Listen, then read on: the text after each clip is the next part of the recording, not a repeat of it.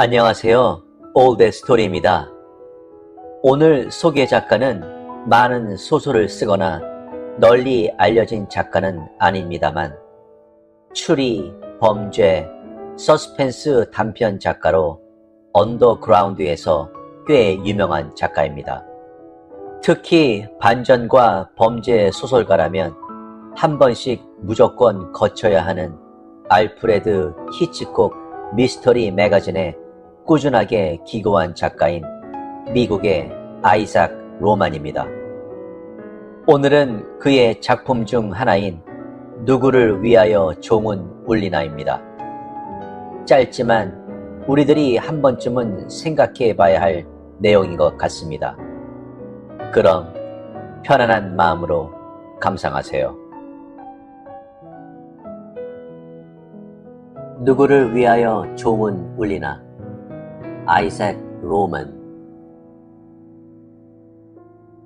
나는 비상 계단에 서서 기다리고 있다. 그자가 매일 밤 이곳을 지나기 때문이다. 대개 가장 늦게까지 사무실에 남았다가 이 비상 계단을 사용하는 까닭은 주차장에 한 대 남은 자기 차로 가는 게 가까워서이다. 그러나 오늘 밤은 그러지는 못할 것이다. 그자는 오늘 주차장에 가지 못한다. 계단은 가파르고 각이 져 있다.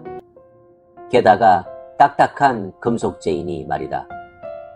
그자가 내려올 때 난 여기서 기다리다가 왁 하고 소리를 지르며 팔을 내뻗는 거다.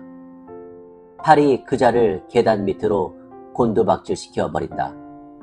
그래도 죽지 않으면 머리를 계단 모서리에 짓이기면 된다. 그렇게 하면 아무리 보아도 사고다. 이런 가파른 계단을 급히 내려올 때 일어나기 쉬운 불행한 사고. 모든 것은 오늘 아침 유딕, 옛 스코틀랜드 고지인의 이름이라고 언젠가 자신이 말했다. 유딕 마크가 내 책상 앞에 와서 꾸부정하게 섰을 때부터 시작되었다. 마크는 늘 다른 사람의 주의를 끌지 못해 그가 그렇게 서 있는 걸 알아채기까지는 몇 분이 걸렸고 또 죽을 상이 되어 있음을 알아채기까지 다시 몇 분이 걸렸다. 달미지, 안 좋은 소식이 있다네. 안 좋은 소식? 나는 별로 흥미 없다는 듯이 말했다. 마크는 뭐든 부풀려 말하는 버릇이 있다. 그래, 스트롬버그가 지금 날 해고했다네. 그 말에 난 깜짝 놀랐다.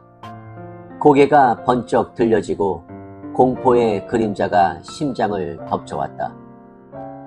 누구를 위하여 종은 울리나였다.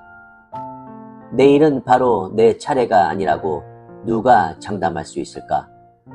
나는 늘 그렇게 생각해왔다. 그래, 유딕 노인을 쫓아내는 건 날 쫓아내는 것과 같았다. 스트롬버그가 이런 식의 관리를 계속해 가는 이상 도미노식으로 다음에는 누가 쓰러지느냐의 문제일 뿐이다. 게다가 마크의 모습이 동정심을 불러일으켰다.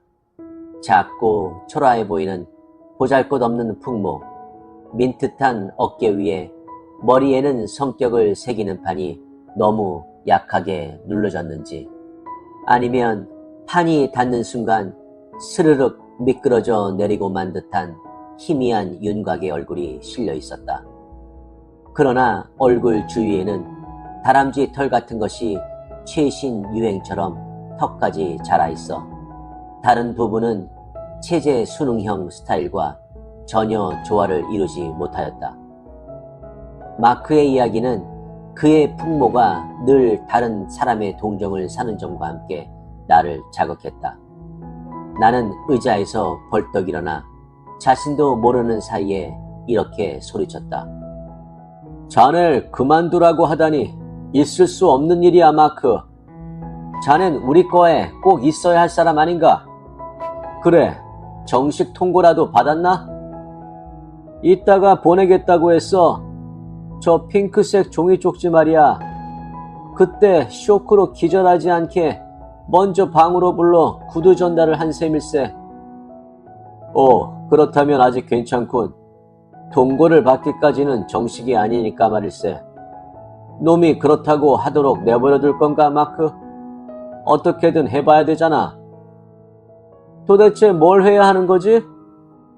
마크는 어깨를 움츠리고 서 있는데 이미 불쌍한 패배자의 모습이었다. 다시 한번 방으로 가서 자네가 없어지면 일이 어떻게 될지 분명히 이야기하라고. 정말이지. 자네 기술 없이 회사가 어떻게 될 건가? 아니, 그런 일은 할 수 없어.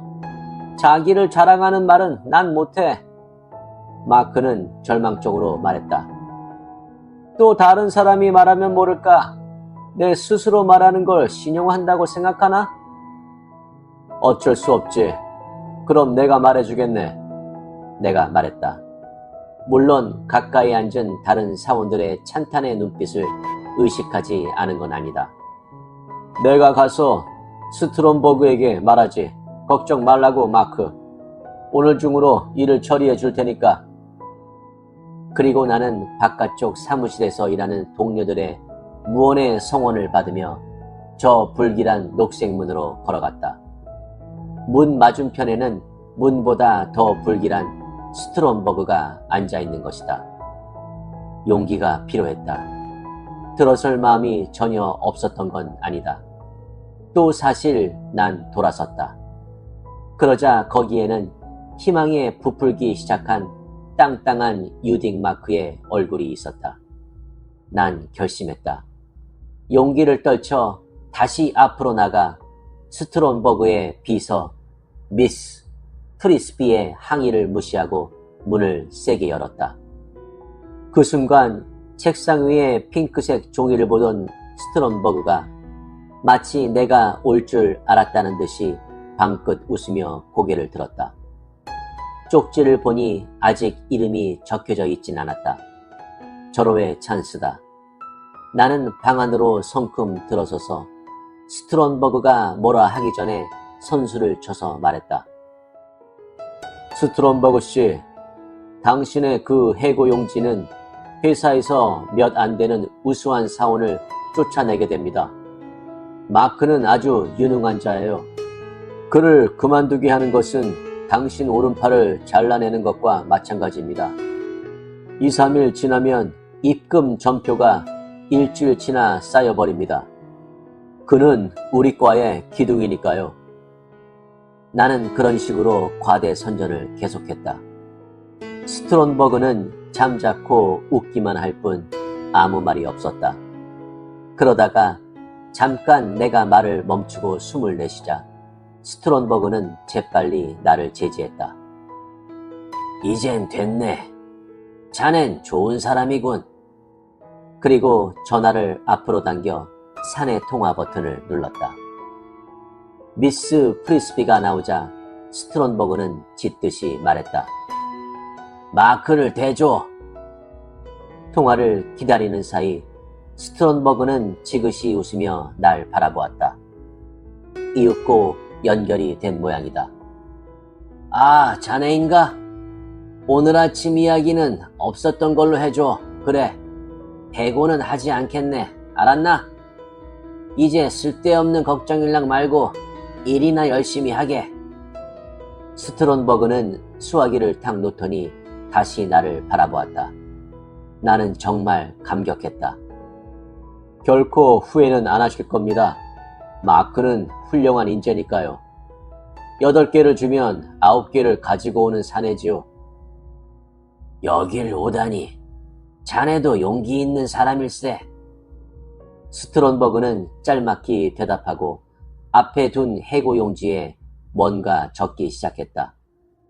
뭘 하는 건가? 불쌍한 마크가 잔혹한 농담거리가 되어버렸나? 그러나 그게 아니었다.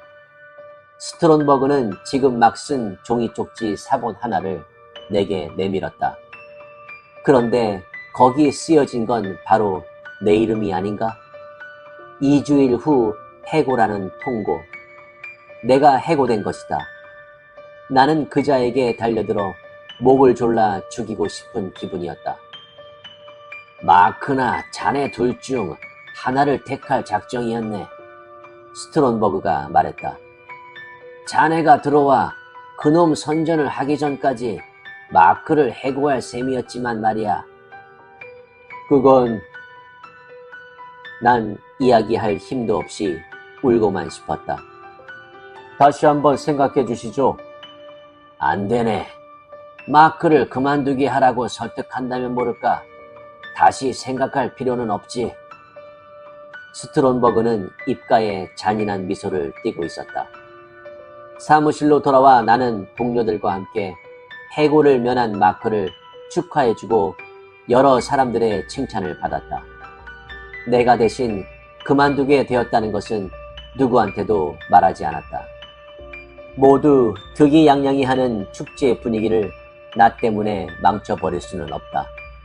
하물며 스트론버그의 자비를 날 살리기 위해 거부해달라고 할 수는 더더욱 없었다. 나는 아무렇지도 않은 듯 꾸미고 있었지만 통로 저쪽에 툭 튀어나온 녹색 문에 눈이 가자 참을 수가 없었다. 나는 한 가지 방법을 생각해냈다. 쇼킹하긴 하지만 매우 만족할 만한 행동. 내가 이 비상계단에서 기다리고 있는 건 그 때문이다. 지금 내가 하고자 하는 일은 꺼림칙하기 이루 말할 나위 없지만 살아남고자 하는 일념이 날 지배하고 있다.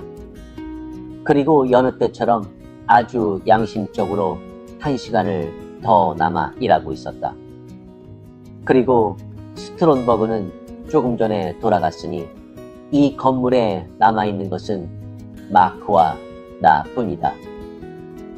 나쁘게 생각하지는 말라, 빌어먹을.